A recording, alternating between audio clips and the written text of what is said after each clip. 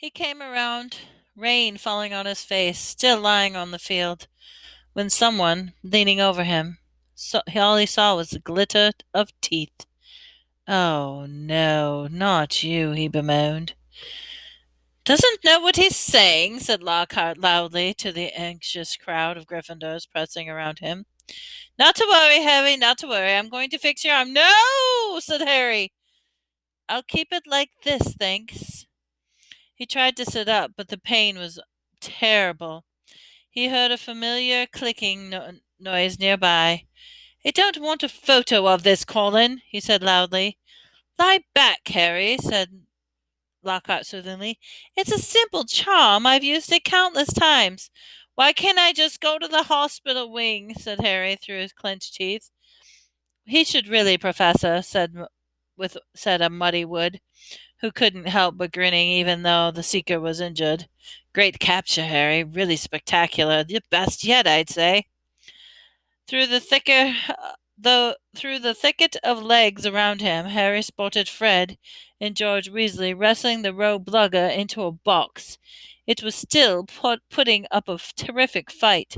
"Stand back," said Lockhart, who was rolling up his jade green sleeves. "No, don't," said Harry weakly, but Lockhart was twirling his wand, and a second later he had directed it straight at Harry's arm.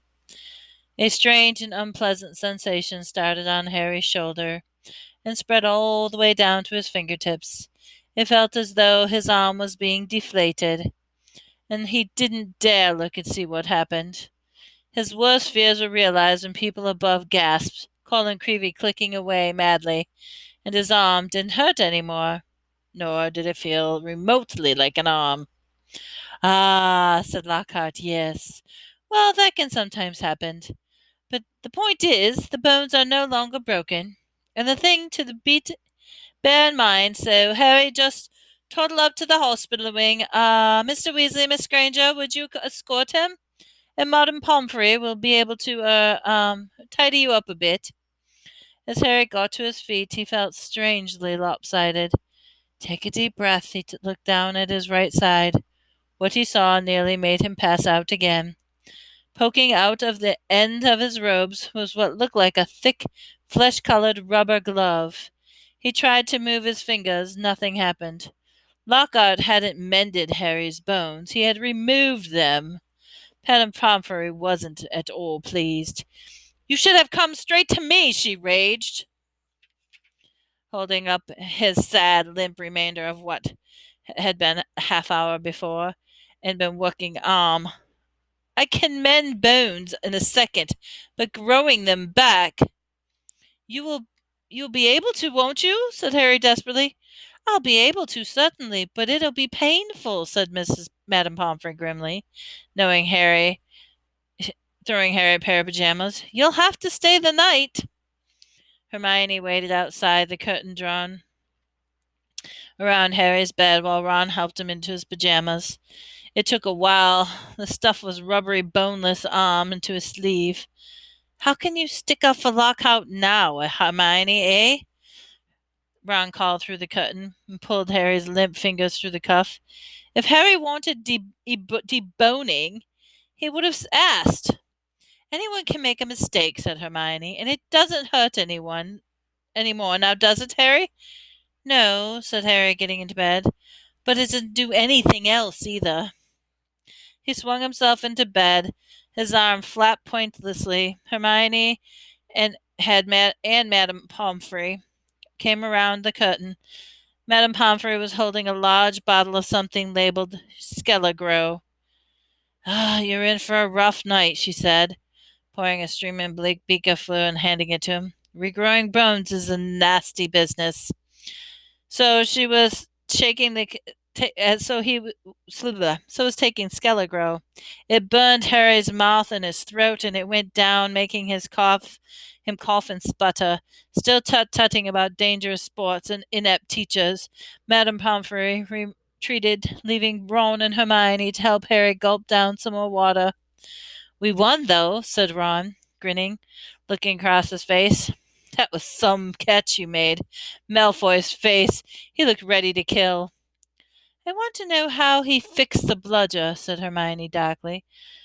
We can add that to the list of questions I'll ask him when we've got the polyjuice potion. And Hermione, sinking back into the pillows. I hope it tastes better than this stuff. It has got bits of Slytherins in it. You've got to be joking, said Ron. The door of the hospital wing burst open that moment. Filthy and soaking wet, the rest of the Gryffindor team had arrived to see Harry. Unbelievable flying, Harry, said George. I just seen Marcus Flint yelling at Malfoy something about the snitch on the top of his head and not noticing. Malfoy didn't seem too happy. He had brought cakes and sweets and bottles of pumpkin juice, and they gathered around Harry's bed. They were just started to get what promised to be a good party going when Madame Pomfrey came storming over, shouting, "This boy needs rest!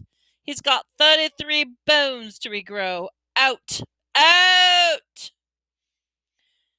And Harry was left alone with nothing to distract him from the stabbing pains in his limp arm. Hours later, Harry woke up quite suddenly in the pitch blackness and gave a small yelp of pain. His arm now felt full of large splinters. For a second, he thought he had woken him up, but with a shrill horror, he realized that someone was sponging his forehead in the dark. "Get off!" he said loudly. Then, "Dobby!"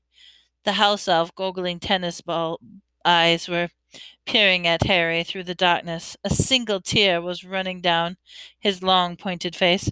"Harry Potter, come back to school," he whispered miserably. "Dobby warned you, and warned Harry Potter. Ah, sir, why didn't you heed Dobby? Why did Harry Potter go back home, where he missed the train?" Harry heaved himself up on the pillows and pushed Dobby's sponge away. "What are you doing here?" he said. "And how did you know I missed the train?" Dobby's lip trembled. Harry was seized by a sudden suspicion.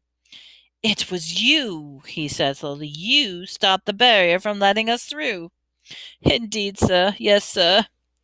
And Dobby, nodding his head vigorously, his ears flapping. Dobby hid and watched for Harry Potter and sealed the gateway, and Dobby had to iron his hand afterwards. He showed Harry 10 long bandaged fingers, but Dobby didn't care, sir, for he thought Harry Potter was safe, and never did Dobby dream Harry Potter would get to school another way. He was rocking backward and forward, shaking his ugly head. Dobby was so shocked he heard Harry Potter was back at Hogwarts. He had to let his master's dinner burn. Such flogging Dobby never had, sir. Harry slumped back on his pillows. "You nearly got Ron and me expelled," he said fiercely. "You'd better get lost before my bones come back, Dobby, or I might strangle you." Dobby smiled weakly. "Dobby is used to death threats, sir. Dobby gets 5 times a day at home." He blew his nose in the corner of his filthy pillowcase he wore, looking so pathetic that Harry felt anger ebb away in spite of himself. "Why do you wear that thing, Dobby?"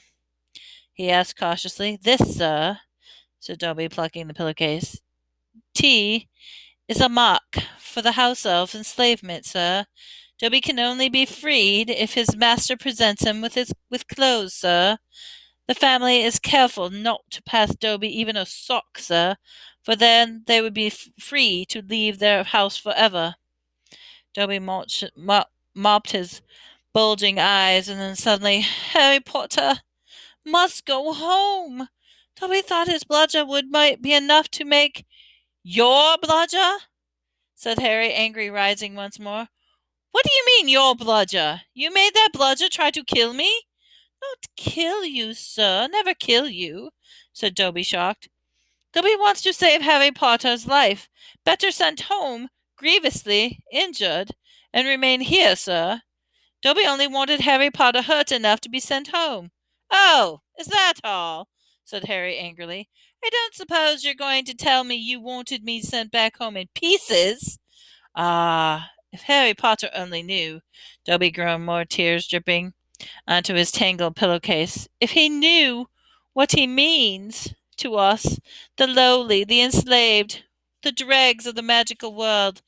Dobby, remember how it was when he who must be named was at the height of his power, sir? We house elves were treated like vermin, sir. Of course, Dobby is still treated like that, treated like vermin, he admitted, drying his face on the pillowcase. But mostly, sir, life was improved for my kind, since you triumphed over he who must not be named. Harry Potter survived, and the Dark Lord's power was broken. And it was near dawn, sir, and Harry Potter shone like a beacon of hope to the rest of those who thought the dark days would never end, sir. And now at Hogwarts, terrible things are to happen.